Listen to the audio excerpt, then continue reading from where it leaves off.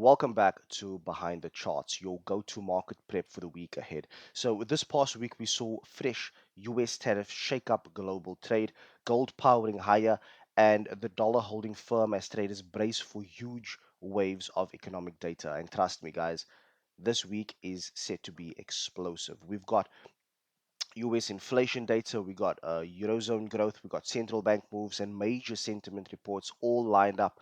The kind of catalysts that can ultimately move the dollar, euro, gold, and even Bitcoin in a heartbeat. So, if you want to know more and if you want to know where the opportunities lie, then I'd encourage you to stay tuned because we're about to break it all down in this week's video.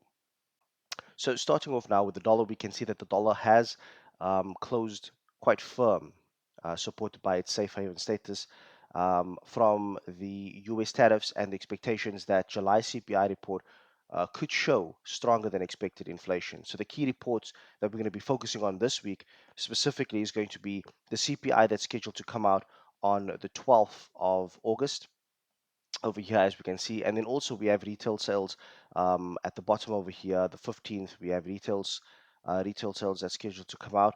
And these data releases, these economic reports, is set to give us an outlook on what the Fed is likely to do as it pertains to interest rates. So while we have PPI and retail sales giving us deeper insight into the price pressures and the consumer demand, we also have to be mindful that if inflation is beaten, or if inflation beats its forecast, expect that the US dollar is going to gain strength and the potential pressure on risk assets as well. So, a weaker reading could obviously trigger profit taking on the dollar, which will result in a weaker dollar moving forward. So, if we were to translate this over into the charts, one of the things that we need to pay attention to is the fact that we have this beautiful upward sloping trend line over here that has not yet been tested.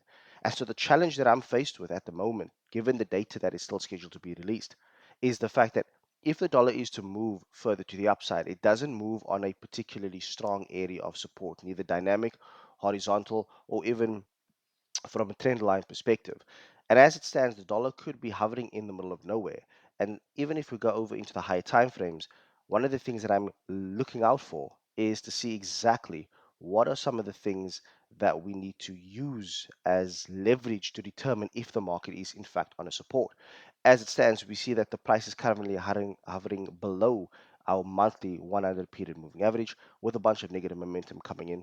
And then also scaling over into the more recent time frames like the weekly, we see that last week closed a little bit of a bearish doji candle over here, rejecting the weekly 20 period moving average. And this was also after the market has tested 100.30 as a key resistance area, but still, look, no key areas of support. And so, if the market is in fact going to be building momentum to the upside, we're likely going to see a little bit of a dip towards a logical area of support where this area could be likely the area that if the market was to bounce, it's going to bounce around this area over here because it's the first logical area of support, i.e., the upward sloping trend line. So, we do have the market making steady higher highs and higher lows in this little range over here.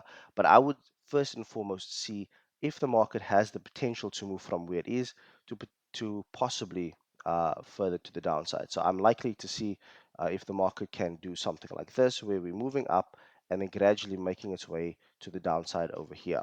So I'm at the moment not holding my breath to see a stronger dollar in the opening part of the week.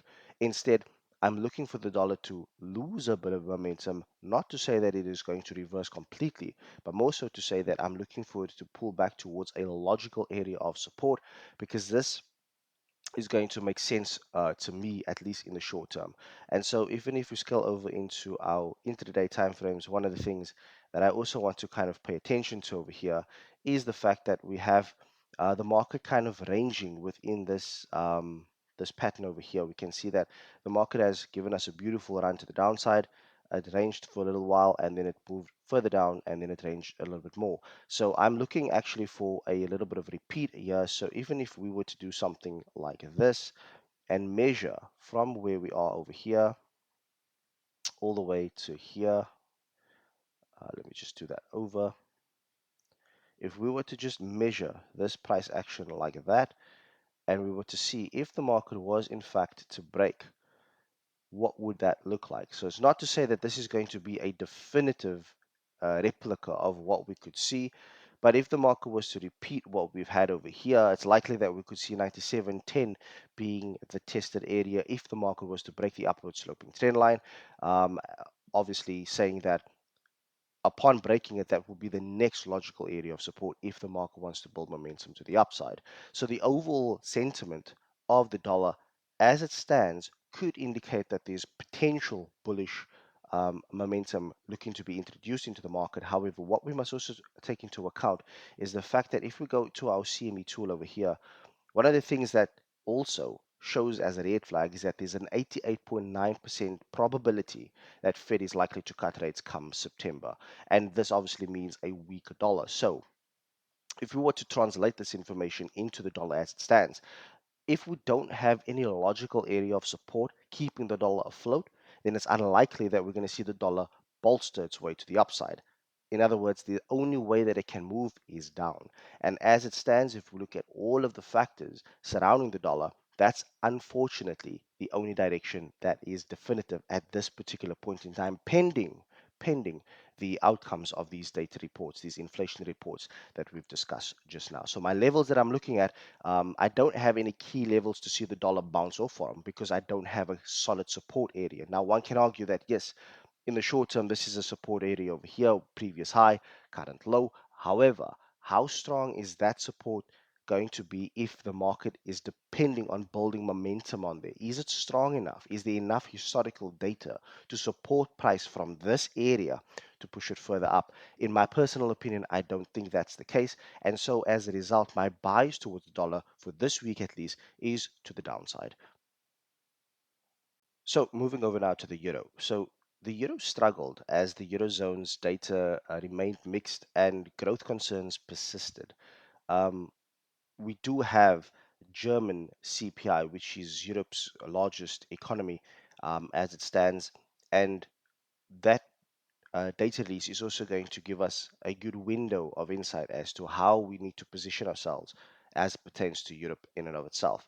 And then also the US CPI data will also be critical for the Euro USD, given its inverse correlation to the dollar. So a weak Eurozone GDP alongside a strong US inflation data report could accelerate the Euro USD's downside. And obviously, look for price action near the last week's low as a decision point. So, using that information, jumping over now to the Euro, we can see that scaling over into the month, just to get a holistic view of what the Euro is looking like, we can see that thus far the euro has um, kind of recovered a lot of what has been lost last month. Now, this is not to say that this is the pivotal moment and the reversal is imminent. One of the things that we need to account for is the fact that unlike the dollar index, we see that the euros closed a bullish doji candle. Now, this candle in and of itself is indecisive. It's an indecisive candle. It doesn't indicate whether the market's going to get stronger or whether the market's going to get weaker. But essentially, what this does indicate is that after seeing the previous week close quite bearish and then testing our 20 period moving average and then recovering a lot of that momentum back, it closed positive for the week, and that kind of sets us up for the week ahead. Now, you might notice that I have a risk reward um, over here, and this is because I'm actually in a euro long, and this is a kind of a long term play, but for whatever reason it doesn't work. It's absolutely fine. But my overall view on the euro, as it stands from a technical standpoint at least, is that we have the potential to see the euro actually get stronger. However, one of the things that I need to see in order for me to definitively, um, confirm that bias is to see a break of this downward sloping trend line over here. Now, if we look at how the euro has been moving and we take into account the data releases that still has to come out, one of the things that I kind of lean more towards is the fact that if we look at the state of the US economy and what I've just mentioned prior to this, the bias that I have towards the dollar is bearish. And so inadvertently, I'm going to look at a stronger euro, not because the euro is necessarily in a strong economic state than the dollar, but mainly because of the fact that the probability of the rate cut is is ever increasing as we head closer to September. And obviously, considering the fact that the dollar is likely to get weaker on that basis, I'm looking for a stronger euro, not because it's going to get stronger because of of its data releases, but because the dollar is likely to get stronger because of its releases. And so, come CPI this week is going to be a big indicator whether I'm going to be scaling in on this trade or whether I'm going to hold back and start edging out of it. But as it stands, in order for me to definitively confirm the bias that I hold at the moment to see a stronger euro, not because of the economic front, but more so because of the weaker dollar, I need to see a break of this downward sloping trend line over here, and the market actually recovering, closing back inside of this overall upward sloping trend line that we see over here. And so there's a lot of technical indicators that I can go through over here, but in the main, another big play is that we have bullish MACD divergence that is still in play on the euro dollar. So from a technical perspective, my bias towards the euro is to the dollar, is to the long side. That's the reason for me actually taking the position. As it stands, like I said, my bias will be confirmed upon a break of this downward sloping trend line and a definitive close above it, and also closing with certainty above 117.90 as its overall resistance, targeting the next high over here. So that's the view that I take on the euro dollar. So let's move on now to gold. So we can see that gold has extended its rally, benefiting from geopolitical uncertainty, trade tensions, and strong central bank demand. Again, like with everything else we've discussed so far, US CPI that's scheduled to come out on the 12th of August is also going to have a huge impact on what the outlook of gold will be moving forward. Obviously, higher inflation or weaker sentiment could boost gold as a safe haven, but the opposite may cap its upside potential. So, in saying that, looking at gold now, we've closed above the key resistance area of 33.90. Okay, so we've closed above that quite comfortably, and now we are hovering above this area over here. The target that we are now looking at is 34.35, this one over here. Now, does gold have the potential to actually break above again? It ties back to what I was saying earlier. From a technical perspective, I don't necessarily see the dollar having strong uh, technical foundations to bounce off from where it currently is.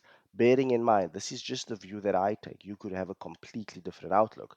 But when I look at the charts from a technical perspective and I put next to it the fundamentals, the technicals kind of give me a certain picture that doesn't give me a lot of confidence in where the dollar's standing at the moment.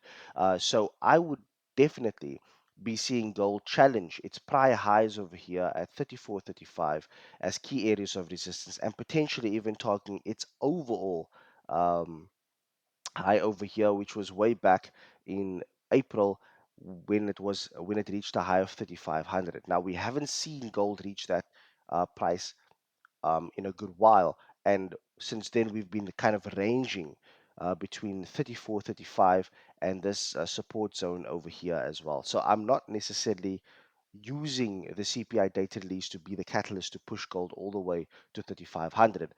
I think that will be left towards the rate decision that's going to be taking place come September. But as it stands, I think that given everything that we've covered so far, gold definitely has the potential to reach these heights in the coming weeks, perhaps even in the next month or so. And so the view that I take from gold is that we have solid positive momentum in the background that kind of justifies the bias that I take. We've seen that the market for the last 5 months has struggled to break above 34, 35. And yet again, this is another attempt. Now, if I scale over into my weekly time frames and we're looking at the overall price action, I can see that look at where the market is coming from.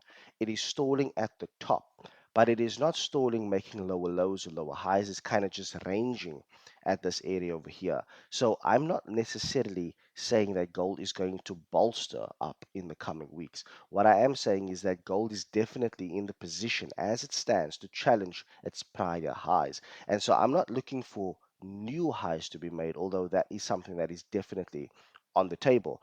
But I'm definitely looking at gold to challenge its prior highs, i.e., looking to challenge 3,500 to retest it.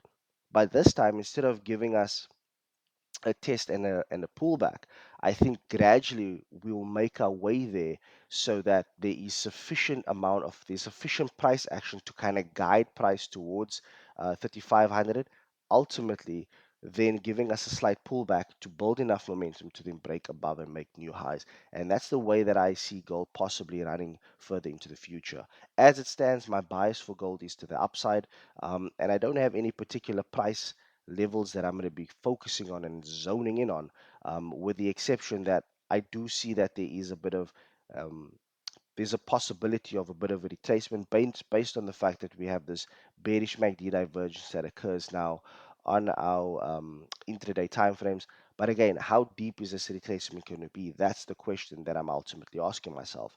And so that if I see the market possibly wanting to retrace, one of the things that I need to account for is the fact that if we're retracing, the likelihood of this happening is we would need to see a break of this intraday upward sloping trend line. And you can call this a channel as well. I mean, if I was to copy and paste this line over here, it's likely that we're going to be seeing a channel or something similar to that.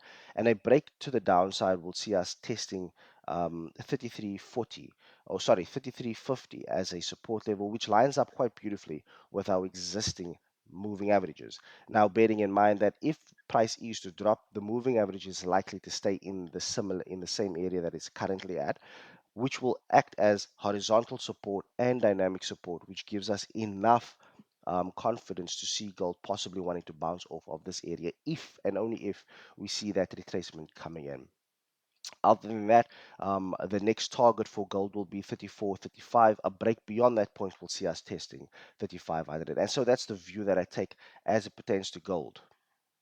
So finally, now moving over to Bitcoin, we see that there has been a slight break above this zone that I've drawn in over here, and I think we're going to get a lot more context of that when I scale over into the lower time frames. But to give you guys more context from why this is a particularly unique area, is because Bitcoin, in and of itself, has continued to test this upward sloping trend line in the past, and used it as a slanted support in a sense, after testing this beautiful inflection point with our 50 period moving average, the horizontal support, and the trend line support.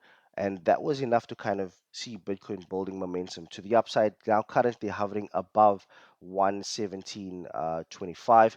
And if we scale over into the lower time frames, one of the things that I'm also kind of keeping an eye out on is to see, does Bitcoin have the potential to kind of test 119.75? And as it stands, from an intraday perspective, there's slight bearish indications that I could see possibly coming in. But in the main, it does it does kind of get affected by what we're going to see happening in the US in terms of its inflationary data that's going to be coming out, because that affects whether investors have a risk on or risk off sentiment, and that's ultimately going to be what moves Bitcoin moving forward. As it stands, Bitcoin has the potential to possibly want to challenge 119.75 as a current area of resistance. Does it have what it takes to challenge the all-time highs at 122? I'm not too sure on that as of yet. But from a technical standpoint, I do see that, again, we have divergence that is still in play. And there's certain things that, if I see take place, my bias on Bitcoin is bullish through and through. And at the moment, it's leaning more towards seeing Bitcoin build momentum to the upside, possibly even breaking 119 as a current high, and possibly even 122 getting challenged. And this is only if what I'm looking at on the charts is about to take shape. There's a certain technical signal that I'm keeping a very close eye on, that if crossed over, we definitely going to be seeing some positive momentum being kind of flushed into Bitcoin in and of itself. Now, again, we have to go back to what we see over here. The 88.9% probability that there's going to be a rate cut happening in September. Now, is this definitive? Is this certain?